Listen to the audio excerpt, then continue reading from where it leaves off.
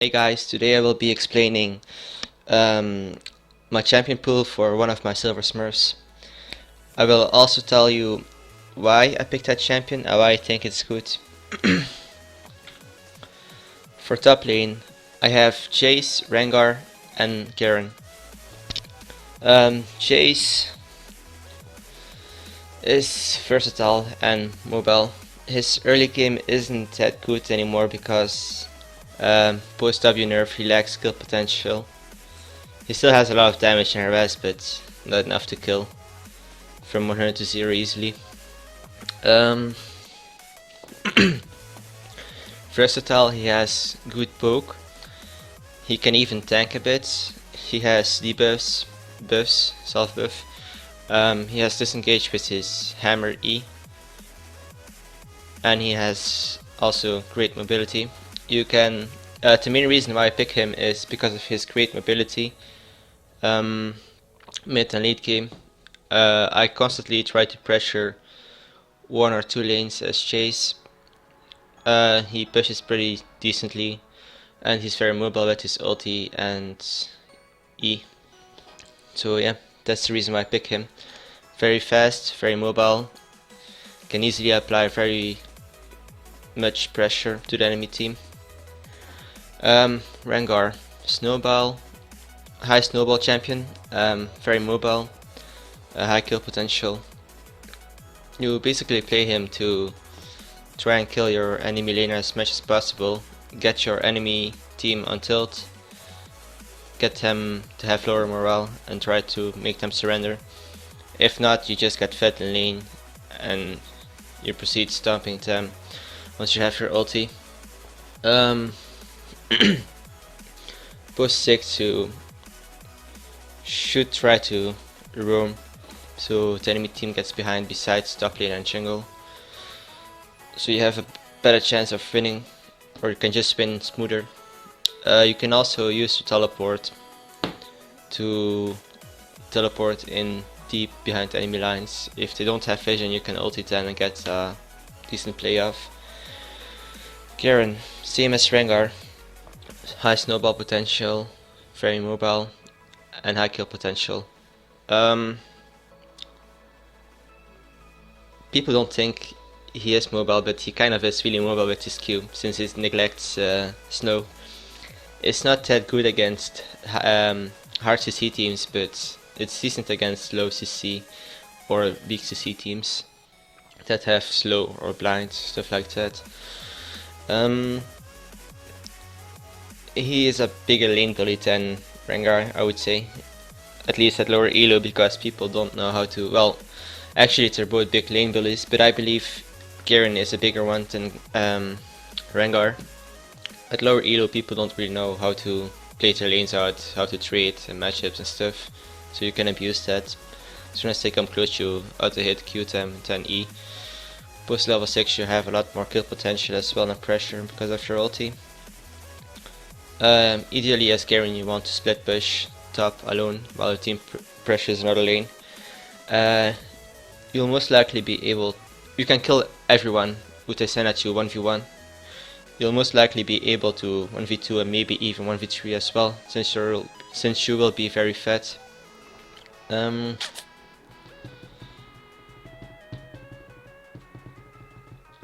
only problem with Garen is that it's hard to end games if your team doesn't really try to end the game, or if they're bad, but meh. Garen is mainly for fun. I will never ever play Bruiser or tank Garen, silver, gold and maybe even low plat elo, I think. That's just not worth it. Mid lane. Ziggs is a hypercarry, super long range, good wave clear, good CC, good disengage. Nothing more to be said about him.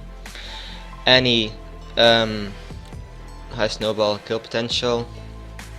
At low elo people don't really respect your danger zone, and they don't really respect how easily you can 100 to 0 them as Annie. You can abuse that, plus she's a good player, she's a good champion for lazy players like me, like you don't really require mechanical skill at all. Cho'gath, good CC, high AoE damage, he can be pretty tanky. and still have good assassination potential with his ultimate. And he also has good sustain lane with his passive. Jayce, I kind of only pick him mid lane against melee matchups just because he can harass pretty good. I also play Morgana mid. Morgana mid is kind of like any good for lazy players. You don't have to do much, just W to wave and push and hit Qs and kill people. The thing with Morgana is she has more versatility than any. If you're playing against a super aggressive enemy mid laner, or if you try to not die, if you don't want to die to, let's say, LeBlanc or Fizz, you can just max your black shield first or second and you'll pretty much be unkillable. The one thing you need to make sure is that the enemy laner, especially if he's a Snowball assassin, that he doesn't get fed from roaming. If he roams, you have to punish him by either killing him when he gets back to lane or pushing the enemy lane in, so he misses CS and you get towers. Jungle, Master Chi, Hypercarry, good Snowball potential.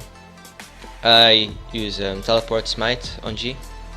You only need one good teleport play to practically have a free win, unless your team or yourself throw really hard. On G, I basically farm until level 6. Once you have your ulti, you have a lot more kill potential. Like I said before, you only need one good teleport play. Like, if you teleport, but like you can even do a teleport play before you have your level 6 ulti. Like, you don't need your ulti, but it's a huge help. You only need one good teleport play to basically win the game for free. Unless you don't know what to do with your advantage, or you throw it away, or your team throws really hard after your teleport play. You should only teleport if you can get a cleanup, not if you can help your team, because low elo people are pretty stupid and unreliable, so like you might as well just focus on farming and snowballing late game instead of helping something that's risky. You don't really want to risk much unless you're 100% sure you can get fed of it. You only start risking stuff mid-late game, maybe. You don't have to, but you can then. Early game is not advised. Dr. Mundo, he is my second pick. He kind of is, like, I play him the same like I play Chi, but he's kind of totally the opposite of Chi. I just focus on farming until mid or late game. And I just focus on getting, like, absorbing all the damage of the enemy team and getting time to base everything on me and stuff like that, and then I just flat out kill them. Mundo, high damage, he has poke with his Q. It's hard to get away from him if you keep hitting your Q. He ignores crowd control with his W. He has high durability and sustain, and it's pretty straightforward. So you basically focus on farming and scaling into mid-late game. His early game is pretty awkward because he can invade and snowball early game by punishing weaker junglers than him, such as Ziggs, but he is pretty weak himself in laning in early game, so yeah, it's pretty awkward. If you're playing against a champion that's about the same as weak as you early game in the jungle, you should try to deny his jungle so you get ahead, so your bad early game can be neglected. If you know what you're doing, if you don't, like, just play safe and farm until mid or late game. Sejuani, high damage, good initiation, good disengage, high durability. That's pretty much it. She also is pretty mobile with her Q spam. I built her bruiser and not full tank. I pretty much always build Abyssal Scepter and Yandu's Torment on her, sometimes even Midja Soul Stealer. Support. I don't really play support. I try to avoid it as much as I can. I'm trying to learn Veigar support. Thing is, every time I pick Veigar, my team rages at me because I think it's a troll pick, but it's actually a decent pick. What you can do with Veigar, and I especially advise you to pick Veigar, if the enemy top laner is magic damage, builds EP, especially if the mid is EP as well. You just rush Frostfang, then movie boots, and then you just try to kill enemies. You roam non-stop, you never help your bot lane. Especially once you get your ulti, you have a lot more kill potential. The only thing that might be tricky is getting your allies to help, because a roaming support is considered trolling at lower elo for some reason. So far I've experienced. Lulu, good CC, good disengage. She has decent damage and she has very good mobility as well, with her Whimsy W, whatever it's called. Karma, high damage, good. Well, yeah, she kind of has disengage with her Mantra E, I think. I have played her in a while, so I'm not too sure. She has good damage. That's about it. She also has a C. And patch 5.10, I believe, she became a lot stronger. Her E basically, well, her E became a lot stronger. Her Mantra E, like, it's pretty hard to kill someone if you use Mantra E if you're EP on temp. Like, if you use your Mantra E, it just shields a lot more than it used to.